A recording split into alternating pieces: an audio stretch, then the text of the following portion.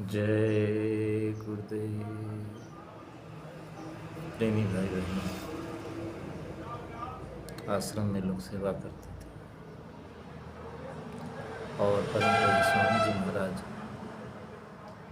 लोगों की तन की और मन की आवश्यकताओं की पूर्ति के लिए कुछ न कुछ दे दिया करते थे। कुछ लोग परिवार के साथ रहते थे तो जाहिर सी बात है कि बच्चे भी रहेंगे, छोटे बच्चे भी रहेंगे, वो भी कुछ न कुछ जानते हो कि बाहर की चीज़ों के लिए, खेल खिलौनों के लिए कुछ खाने की चीज़ें हैं, कपड़े हैं, जूते चप्पल, इनकी कुछ शौक श्रृंगार जो बचपन का होता है, जिससे बच्चों को बहुत खुशी मिलती है, वो कहेंगे ही कहेंगे। तो उसके लिए भी हालांकि सत्संगियों के बच्चे संस्कारी होते हैं और फिर जो आश्रम में रह रहे हैं या वहीं पैदा हुए हैं, गुरु महाराज का दर्शन कर रहे हैं, कितने सत्संगियों के बच्चों को तो गुरु महाराज गोद में उठा लिया करते थे। वो पवित्र जीवात्माएं तो ज़्यादातर तो कुछ करते नहीं थे बाहर की जीत, लेकिन फिर भी गुरु महाराज कुछ न कुछ पैसे दे दिया करते थे। ऐसे ही जो मंदिर में सेवा करते हैं, ख़ासतौर से कुछ बहनें थी। बिजली विभाग आपने देखा वहाँ बना था, तमाम विभाग बने थे, सफाई विभाग था, झाड़ू वाला विभाग, मतलब भंडारा जो चलते थे। उसके बाद गौशाला थी आपकी, गौशाला में सफाई करने का काम, गोबर उठाने का काम, चारा भूसा डालने का काम, दूध दुहने के सेवादार। और मैं आपको बता दूं, आश्रम में जो गोबर निकलता था वो खाद के काम में तो आता ही था। हालांकि एक गोबर गैस प्लांट भी बनाया गया था, लेकिन उसको शायद फिर वो समय के साथ वो नहीं चला। और साथ ही साथ कंडे भी बनाए जाते थे, जिनसे ख़ास तौर से मैंने बताया था आपको पिछले कार्यक्रमों में कि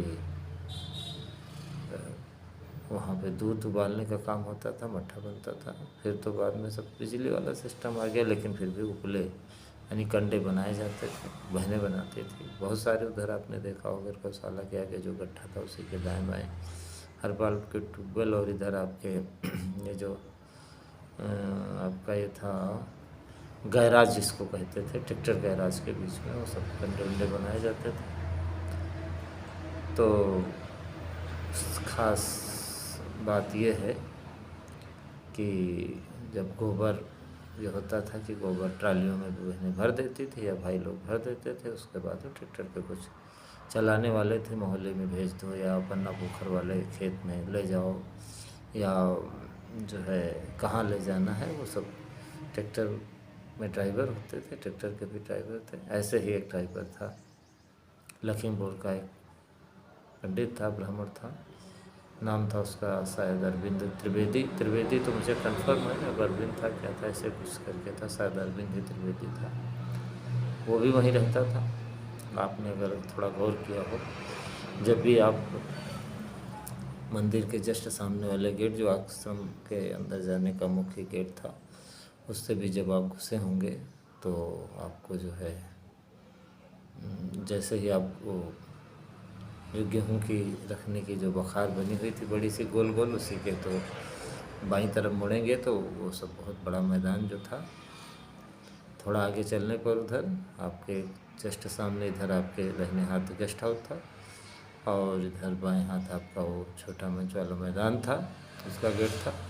उसके जब आगे बढ़ते तो आप कुटिया में पीछे के जाने के लिए कुटी कंपाउंड में वो गेट था, और उसके बाएं यानी हाथ कुटी कंपाउंड गेट था, दाहिने हाथ आपके ये समझो कि उधर खेतों की तरफ, वो टंकी की तरफ जाने का की रास्ता थी।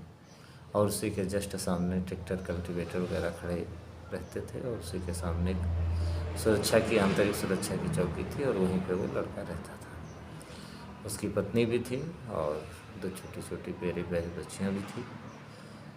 तो मैंने आपको बताया कि जब हरदोई भंडारे में अच्छी रोटी हम लोग बनाने लगे, तो जो आश्रम के कुछ ऐसे लोग थे जो शौकीन थे कि वो भाई बड़े भंडारे की रोटी बहुत लोगों को भाई नहीं अच्छी लगती थी, बड़ी मोटी होती थी और उसमें बाजरा भी मिला होता था। अब आप कह सकते हो भाई मैं तो वहाँ सालों रहा, लेकिन मुझे तो लगता है कि अभी भी वही ज़िंदगी भर खाना खाने को मिले तो मेरे लिए सबसे दुनिया का बेहतरीन व्यंजन वही होगा। लेकिन अब ये है कि लोग ऊब गए खाते खाते, क्या था और कैसा था जो भी था, तो वो इधर उधर के भंडारों की रोटियों के चक्कर में और खानों के चक्कर में रहते थे। खैर उनको ये मालूम है कि हरदोई भंडारे में बहुत ही यानी अच्छी रोटी बनती हैं। हम आपको बता दें कि हम लोगों का एक एक तरह से एक स्टैंडर्ड लेवल ये था, ये कंपटीशन टाइप की बात समझ लीजिए कि भूरी तो चित्ती अवश्य पड़े, लेकिन चित्ती का रंग जो है काला न पड़ने पाए, या समझ लो भूरी में भी डार्क जिसको आप कहते हो ग्रे वो ना हो, ब्राउन ही रहे, मतलब ब्राउन माने हल्का भूरा, ग्रे माने गहरा भूरा। तो इस तरह आप समझ सकते हो कि एकदम मेंटेन करके बहुत दिमाग लगा करके कि जो है रोटी परफेक्ट बननी चाहिए, कहने का मतलब अपना 100% जो है हम लोग देने की कोशिश करते थे। तो जाहिर सी बात है जब अच्छे से आटा बनाया जाएगा, मतलब साफ़ किया जाएगा, चालना जिसको कहते हैं वो किया जाएगा, उसके बाद उसकी मतलब मड़ाई अच्छे से होगी, पानी की मात्रा उसमें कम ज़्यादा नहीं होगी। फिर उसके बाद कुछ देर रखने के बाद जब उसको कस के फिर जो है एक बार आटे का मर्दन होगा, उसके बाद फिर जब वो लोई बन बन के वो फिर बहुत मतलब जो है सूखने न पाए, और उसके बाद सही आंच पे और सही ढंग से पकेगी, बेली जाएगी रोटी, पकेगी नीचे यानी कि आग में घी में सेंकी जाएगी, तो फिर उसको अच्छी तो बनेगी ही बनेगी। और उसके बाद झाड़ झूड़ के अच्छे से रखना उसको, वो भी बहुत महत्वपूर्ण होता है। और फिर तो यानी कि जब कोई भी काम है आप शुरू से लेकर अंत तक उसको बराबर ध्यान से, मन योग से, प्रेम से, लगन से। यहाँ पर एक बात हम आपको बताना ज़रूरी समझेंगे। एक बार एक बहन आई, तो अक्सर वहाँ लोग सेवा करते थे भंडारों में और तमाम तरह की सेवा करते थे, जो भी सेवा होती थी आश्रम की। तो उस बहन से मैंने पूछा कि रोटी आप किसके लिए बना रहे हैं? तो कहा सत्संगियों के लिए बना रहे हैं भैया। तो हमने कहा यही कौन से सत्संगी जो गुरु महाराज की बात नहीं मानते, जो समझो कि स्वार्थी हैं, जो चंट हैं, चालाक हैं, गुरु भाइयों से अच्छे से व्यवहार नहीं करते हैं। और ये तो अधिकारियों का खास तौर से तो अतिथि गृह का भंडारा है, इसमें अच्छे अच्छे आश्रम के बड़े बड़े लोग खाते मतलब भोजन जाता, तो उन अधिकारियों के लिए जिनका व्यवहार सही नहीं है, बोली भाषा नहीं सही, जो भजन नहीं करते हैं, क्योंकि अगर ये सब गुण होते तो गुरु महाराज में से इतना क्यों आखिर तक परेशान रहते कोई भजन करो भजन करो भजन करो। तो उन्हीं प्रेमियों के लिए आप बना रहे हो। अब कहा भैया ये बात ना कहो, हम तो बना रहे हैं। हमने कहा मन में तो यही भाव रहता है कि भाई संगत में अच्छे लोग नहीं हैं, मतलब ये है कि अब जाहिर सी बात है आप किसी के लिए कोई काम कर रहे हो, नौकरी कर रहे हो है सरकारी प्राइवेट, या किसी का कोई मजदूरी कर रहे हो, कोई काम भी कर रहे हो, तो अगर आदमी बहुत ही धर्मात्मा है, बहुत दयालु है, बहुत ही नेक है और अच्छे काम के लिए आपसे काम करवा रहा है, मजबूरी में लोग जानते हैं गलत करवा रहा फिर भी करते हैं, लेकिन अगर आदमी दिल का अच्छा है और गलत करना पड़ जाए तो उसकी अंतरात्मा यानी कि वो उस ढंग से सब समझ सकते हो कि नहीं करेगी। तो या जो अच्छे लोग के लिए आप सेवा कर रहे हो, जिससे बहुत प्रेम है आपको, उसके लिए आप भोजन बनाते हो, जैसे माँ बनाती है लड़के के लिए, तो उसमें क्या होता है सबरी के बेर में थोड़ी ना कोई बेर, तो वही बहुत लोग खाए होंगे जो जंगल कहीं सबरी अपने स्पेशल बेर थोड़ी बना के लाई थी। लेकिन अब ये है ऐसे विदुर के हैं जो केले की बात आती है तो सारा खेल प्रेम का है, ये एक भी एक समझो अलग तरह का विज्ञान है। खैर अब ये है कि बहनें घर में प्रेम से भोजन नहीं बनाती, इसलिए होटल का लोगों को अच्छा लगता है और वो बनाता है प्रेम से, क्योंकि उसको ये है कि भाई हमको भला कि उसमें स्वार्थ भी है, छल कपट भी है कि भाई ज़्यादा से ज़्यादा मुनाफा हो और घटिया चीज़ लगाई जाए। हालांकि बहुत लोग ऐसा करने से बचते भी हैं, लेकिन ये रहता है कि बनाया जाए अच्छे से अच्छा, ताकि जो है ग्राहक अच्छा तारीफ़ करे और तारीफ़ हो मेरी, और फिर तारीफ़ होगी तो जाहिर सी बात है बिक्री बढ़ेगी तो मेरी इनकम बढ़ेगी, तो ये भावना उसके अंदर रहती है। अब वो है कि बाज़ार की व्यवस्था तो बाज़ार ही की व्यवस्था, खैर लेकिन ये हमारी बहनों के अंदर व्यवस्था आ जाए कि भले रोज़ बनाती वही, तो हर दिन जो है कुछ ऐसा करें जिससे कि लोग खाने वाले घर के लोग तारीफ़ करें। लेकिन अब ये है कि ऐसा माहौल नहीं है। खैर तो मैंने उससे पूछा, तो उसने जो जवाब दिया, तो मैंने उसको बड़े प्यार से समझाया कि देखिए आप यहाँ जो भी कुछ कर रहे हैं, कर रही हैं, तो सब गुरु के लिए कर रही हैं। मान लीजिए कि गुरु महाराज कि आप इकलौती चेला होती। कोई ऐसे बहुत महात्मा हैं जिनके एक ही दो प्रेमी हुए या समझो हुए, तो लेकिन आश्रम में एक ही दो लोग रहते थे। और आप गुरु महाराज कहते थे कि भाई आपको कि बनाइए भोजन, ये बेटी झाड़ू मारिए और बर्तन मांजिए, और ये कोई कुटिया में कोई खेती पाती थोड़ी बहुत होती, महात्मा जहाँ रहेंगे कुछ ना कुछ तो साग सब्जी ये वो तो खेती का काम करती, या जानवर एक आदि गाय पाले रहते उसके लिए गोबर साफ करना है, चारा डालना है, समझो कि दूध दुहना है, और सारे साफ़ सफाई करनी है, यानी कि उसको नहलाना धुलाना है और सेवा करनी है। तो बस ये समझ लीजिए कि अभी जाहिर सी बात है आश्रम में भी इसी तरह के कुछ काम थे, जैसे गायों का काम था, भंडारे का काम था, खेती का काम था, बस यही काम थे। थोड़े बहुत कुछ टेक्निकल भी काम थे, जैसे अभी ट्रैक्टर वाला काम है, और भी जो है, या मंदिर भी होता। मंदिर अपना बड़ा था, ऐसे ही महात्मा मान लो मंदिर भी कहीं ना कहीं रहते, छोटा मोटा बना देते हैं, उसी के आधार से लोग वो उनको तो बाद में जानते महिमा, लेकिन ये है कि पहले आदमी उसी मंदिर पे ही सब बैठाता है। जैसे अपने यहाँ गुरु महाराज मंदिर में क्या था, मंदिर में तो जो है मंदिर में आए जाए सर पट के, लेकिन जब तक गुरु महाराज का सत्संग न सुने, उनसे नामदान न मिले, वो भेद न मिले, तब तक उसको क्या मिल सकता है। तो एक आधार बना दिया गुरु महाराज, हमेशा कहे कि मंदिर एक आधार है खाली, और वो स्मृत में बना दिया दादा गुरु के आदेश पर। और उन्होंने कहा था मेरी कुटिया बना देना मेरे स्मृत में, तो कहा है तो स्मृत में बनाया गया, स्मृत मैंने याद में बना दिया। खैर अब ये समझो कि उस बहन से जब मैंने बात कही तो मैंने कहा देखिए आप समझिए कि हर रोटी गुरु महाराज ही खाएंगे, या समझो कि जब भी आप भोग लगाओगी तो कौन सी रोटी का भोग लग जाए तो पता नहीं, और फिर मान लो भोग लग गया फिर भी भोजन आप बना रही हो, क्योंकि बनता ही रहता है। जब भाई जब भोग लग जाए इधर भोजन लोग, और भोजन किसके लिए बना जाए, प्रेमियों के लिए। प्रेमी भूखा खड़ा रहे तो भोजन पूरा बनाने के बाद ही भोग लग के खिलाया जाते, तो होता नहीं। ये है कि चलो भाई प्रेमी आते रहेंगे फिर बनता रहेगा, संख्या तो कुछ पता नहीं कितने बनाना है, या इतने इस तरह के कितना लोग खाएंगे, इसका कुछ कोई मात्रा तो फिक्स है नहीं। तो खैर यह है कि मैंने कहा कि ये समझ लो कि जब भी प्रेमी भी भोजन उसके सामने जाएगा, गुरु को याद करेगा, तो गुरु महाराज तो सारे भोजन को खाते हैं सब। या समझ लीजिए कि वो भी भोग लगाएगा तो वो भी गुरु महाराज, तो भोग लगाने का मतलब है कि देना। अब ये है वो भाव के भूखे होते हैं, क्योंकि सब कोई खिलाता है तो खा तो पाएंगे नहीं सबका। तो आप समझ लीजिए कि आप किस भाव से बनाती हैं। खाने वाले जब भोजन कोई खिलाता है, परमात्मा को भोग लगाता है, तो उसका तो भाव अपना है ही है, उसका भाव तो मालिक तक पहुंचता है, लेकिन उस किस भाव से बनाया गया भोजन वो भी मालिक तक पहुंचता है। तो हमने कहा जब आपका भाव पवित्र होगा तभी तो आपको दया मिलेगी, नहीं तो सेवा का क्या फल आपको मिलेगा। और जिस तरह की काम क्रोध लोग मुँह से लिपटी सेवा रहेगी, उसी तरह का आपका जो है दया मिलेगी उसी तरह। मतलब वो तो परमात्मा क्या है, एक शीशे की तरह है, और जो आप उसमें डालोगे प्रकाश उसी रंग का, तो प्रकाश वही चीज़ का, तो वो रिटर्न में होगा। तो ऐसे महात्माओं की वाणी में आता ही है कि पलटू आईना संत जन और दुनिया देखे माए, यानी कि संत जन एक आईने की तरह होते हैं, एक शीशे की तरह होते हैं, मिरर की तरह होते हैं, दर्पण है जो इसमें आप मुँह देखते हैं, तो वो उस तरह होते हैं। तो कहते हैं पलटू आईना संत जन, दुनिया देखे माए, सारी दुनिया उसमें उनको देखती है, उसमें अपने चेहरे को देखती है, तो लोभी को लोभी दिखते हैं।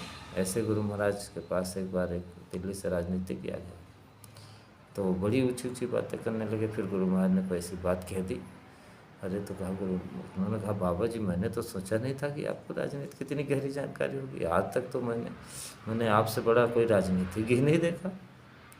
तो श्रीवास्तव जी बताया करते थे कार्यालय में कि जो भी किसान आए हरियाणा के, अरे कहा बाबा जी तो आप इतने तरकबाज किसान हो कि दुनिया के कोई किसान हो। सच भी हुई, एक तरफ खेत कटता था, एक तरफ ही खेत की मतलब समझ लो जुताई बुआई सब हो जाती थी। अगर आप रात में गए 3-4 बजे उधर कहीं घूमने, या कोई समझो कि लैट्रिन पेशाब के लिए गए और देखा कि यहाँ पे तो अभी गेहूँ खड़ा हुआ है या धान खड़ा हुआ है, स्वामी जी उधर साठा गेहूँ साठा धान भी लेते थे। उसके बाद वो और सुबह गए, आप मान लो आए करके कुल्ला रतन करके पूजा भजन पे बैठ गए, 1-1.5 घंटे बाद गए, पता लगा वहाँ तो कुछ है ही नहीं। किसी प्रेमी ने कहा कि अरे भाई मेरे साथ चलो, हो आए तो क्या हुआ, चलो मेरे साथ चलो। उसको मान लो देर में उठा, या उसकी आदत बाद में जाने की है, तो पता लगा वहाँ गया तो घरे रे रे रे वहाँ कहाँ जाओगे, वहाँ तो उधर खड़ा है वो धान खड़ा, गेहूँ खड़ा है, कुछ खड़ी फसल। और तब तक उधर से दूसरा प्रेमी अरे कहा वहाँ क्या कुछ नहीं खड़ा, वहाँ तो देखो बिल्कुल जुताई बुआई परवाह हो गया और सब कुछ हो गया। तो ऐसे गुरु महाराज इस तरह किसानी करते थे। और प्रेमियों, किसान भाई लोग, आप इस बात को समझो कि गुरु महाराज कहते थे खेत कभी खाली मत रखना, और हर सत्संगी के लिए आदेश था कि गाय जरूर पालेगा। महाराज जी ने कहा शहर के लोग तो ज़्यादा कुछ नहीं कर सकते, लेकिन गमले में जड़ी बूटी लगा लें क्योंकि इनकी ज़रूरत पड़ेगी। और कहा गाय की रक्षा का काम करेगी, तो गाय होगी तब तो रक्षा काम करेगी। तो गाय बचाने का मतलब ये नहीं सिर्फ हम नारा लगाएं। अब ये इतनी बड़ी संस्था है, अगर सब नारा ही लगाते रहेंगे करेगा कोई नहीं, कि बस उठाओ उठाओ उठाओ छप्पर उठाओ, लेकिन उठाने के लिए कोई नहीं आएगा तो कौन उठाएगा। भाई आप गाय की रक्षा नहीं करोगे तो क्या दुनिया वाले करेंगे, जिनको कुछ महिमा ही नहीं पता, जिनके लिए कोई आदेश नहीं। आपके लिए तो आदेश है, गुरु महाराज ने भी कहा था, मैंने बता दिया आपको क्या सत्संगी को। गुरु महाराज ने कोई शर्त नहीं रखी थी गरीब होगा अमीर होगा कि नौकरी, देखो महात्मा कोई शर्त नहीं रखते। अब ये है कि कोशिश करनी चाहिए हर आदमी को। अब वो परिस्थिति बस न कर पाए, जैसे संगत को कोई आदेश दिया तो सबके लिए दिया, कोशिश करना ही छोड़ दे आदमी तो समझो फिर वो वक्त कैसा है। अब ये बात अलग है कि मान लीजिए कि वो कोई स्पेशल समूह पर ही विशेष रूप से बात लागू होगी तो वो तो करेगा ही करेगा, लेकिन सबको कोशिश करनी चाहिए। ऐसे ही गाय पालने का आदेश सबको था, लेकिन कितना सीरियसली देखो कलयुग में बस ये है कि जो चीज़ों से हमको संसार का फ़ायदा होता है, जैसे गाँव में कहा जाता है कड़वा कड़वा थू मीठा मीठा गप, तो वही हम आदेश मानते हैं। जबकि सच्चे जो भक्त होते हैं वो हर आदेश को गुरु के मानने की कोशिश करते हैं। खैर, जो अब स्पेशल किसी को कह दिया जाए वो बात अलग है, वो कोई जो है स्पेशल को आदेश दे दिया जाए, स्पेशल ग्रुप को, स्पेशल वर्ग को, अध्यापकों के लिए, किसानों के लिए, तो एक अलग चीज़। लेकिन जब पूरी संगत को कोई आदेश होता है तो फिर वो सब सत्संग के लागू होता है। तो मैं ये बता रहा था आपसे कि गाय की रक्षा के लिए महाराज जी ने भी कहा कि गाय से रक्षा होगी, और दूसरी बात है जड़ी बूटियों की खेती करने कहा। तो खैर समझ लीजिए कि इस तरह लोग आश्रम में यानी कि इस भाव से सेवा करनी चाहिए। और कोई भी काम है तो वो उसी हिसाब से करिए जिस हिसाब से, यानी कि सेवा हो। सेवा शब्द का मतलब काम नहीं होता है, सेवा का मतलब होता है सेवा, और सेवा का मतलब होता है जो भी कुछ हम कर रहे हैं, किसी को पानी पिला रहे हैं, झाड़ू मार रहे हैं, समझ लो हम गुरु की ही कुटिया में झाड़ू मार रहे हैं, जहाँ गुरु को आना है जाना। सत्संगियों उपयोग तो सारे संगत करेगी, संगत गुरु का जब रूप है तो आप समझ सकते हो कि जो भी आपकी सेवा के बाद उस जगह का उपयोग करेगा उससे समझो। मैं आपको एकदम बिल्कुल और क्लियर करके बता दूं कि जैसे आपने देखा होगा कि आश्रमों में लैट्रीन होती हैं और सफाई सब करके चले जाते हैं, और सफाई उसके साथ कोई नहीं करता है।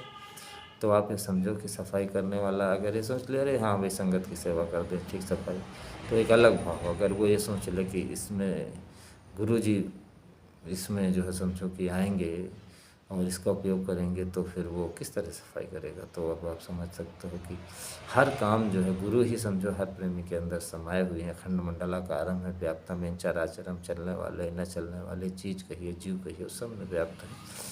तो वो तो आपके अंतर को भाव को देखते हैं। खैर वो प्रेमी सेवा करता था, और गौशाले में उसमें गौशाले का गोबर वोबर वो जो त्रिवेदी धार बिंदु करके जो है लखीमपुर का वो करता था। तो गुरु महाराज उसको मैंने पूछा, क्योंकि कभी कभार जो है मैंने बताया नहीं एक कोने की मेरी सेवा थी तो वहाँ कोई बंदूक वाला नहीं था।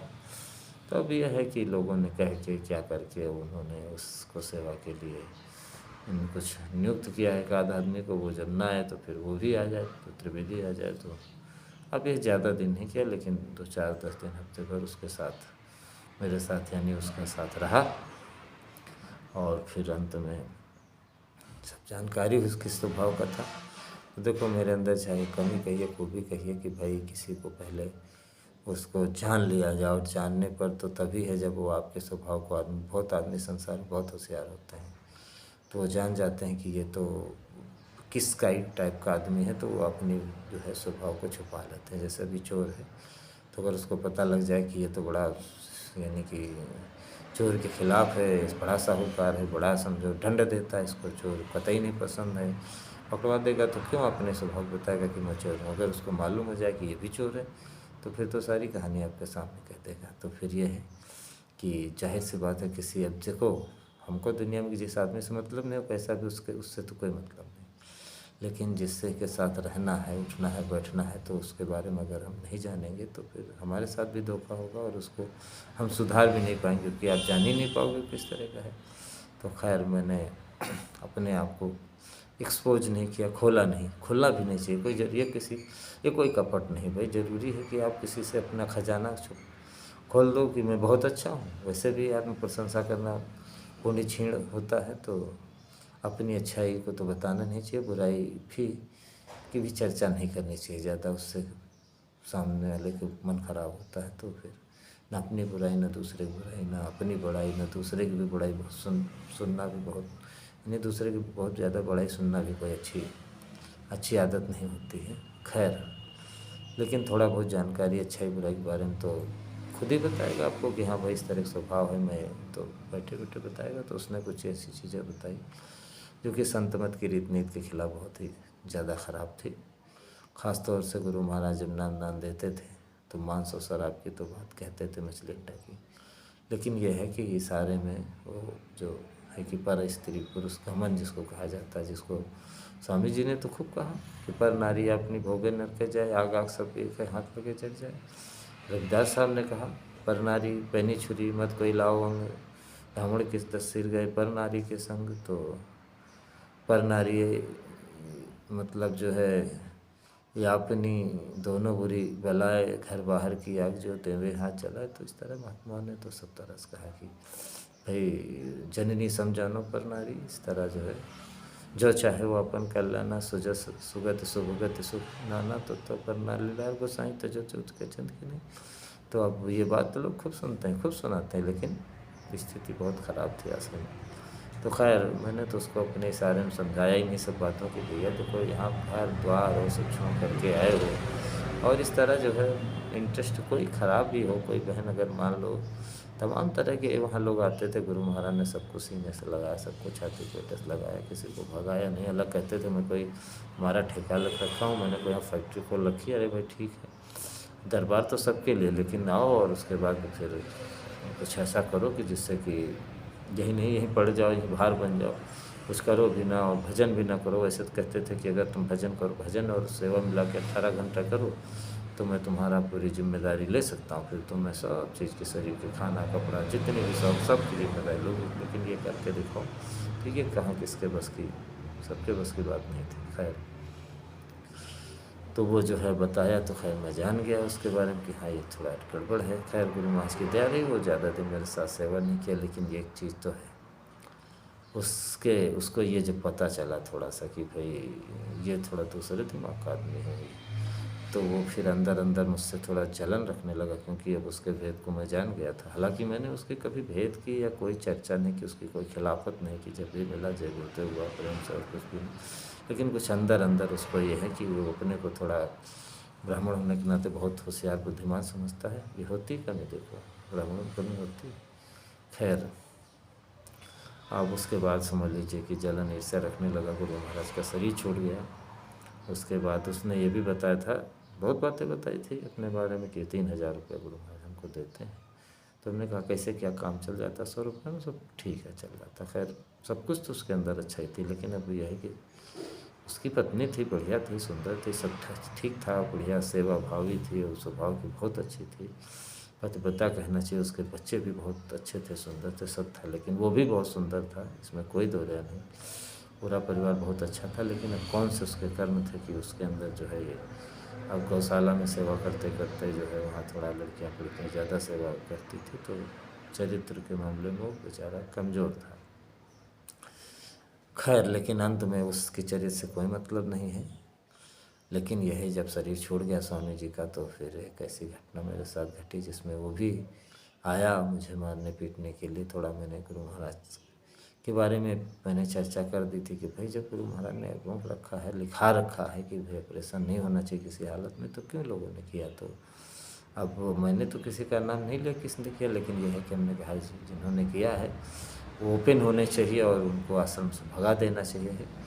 तो जाहिर सी बात है कि जो काना होगा उसी को तो पहुँचेगा, मतलब जो देहात में कहते हैं कनवा हुए तो पहुँच जाए। तो मतलब यह है कि फिर लोगों को बुरा लगा, तो उसमें ये था कि वो मुझसे चिढ़ने वाले 2 लोग थे इस तरह के, तो वो भी वो उनको सुरक्षा, हालांकि वो दूसरे दूसरे विभाग में सेवा करते थे, लेकिन जो जो उनकी तरफ ज़्यादा चिपकने लगे उनको बंदूक हथियार सब थमा दिया, चूँकि अब सब कुछ तो अपने बाप का हो गया। वहाँ जो आश्रम में रखी हुई थी बंदूकें, अब कोई अगर हमारी आपकी रखी है तो भी इतनी जल्दी मिलना मुश्किल है। जो लोग वहाँ पे अपने यानी खून पसीने से या कैसे भी घर बेच करके भले वहाँ गृहस्थी बना ली हों, तो लोग उसको फिर लाने नहीं दिए, समझ लो। उस कभी फिर हम चर्चा करेंगे आपको। खैर, तो वो सुरक्षा में हो गए, अब हम लोग तो पीछे हो गए, उस लोग आगे हो गए। जो गोबर फेंकने वाले थे, जो गोबर यानी कि ट्राली चलाने वाले थे, जो चमचे चंट चालाक जो है, वो पूरी तरह से कल जो दबा था एकदम जो है अपने विकराल रूप में बाहर आ गया। और वो फिर हमको मारे पीटे, और समझ लीजिए कि बाद में भी पता चला, ये समझो कि बाद में बताए, हालांकि ये तो घटना बहुत बाद में हुई 5 सितंबर की, लेकिन उसके पहले वो मिलता था। तो मैंने थोड़ा पूछते भी रहते थे कि भाई अब क्या तुम आपका इरादा है त्रिवेदी जी, भैया गुरु महाराज तो मैं तो मानता था कि हर गुरु भक्त जो है गुरु का वफादार था। तो मैं जानने की कोशिश किया कि भाई अब इनका क्या रुख है, क्या करेंगे। तो वो तो बस ये है कि कहा कि करेंगे क्या, सेवा करते थे, सेवा करेंगे। और हमको तो गुरु महाराज 3,000 रुपये देते थे, अब देखो ये पंकज भाई हमको 6,000 रुपये दे रहे हैं।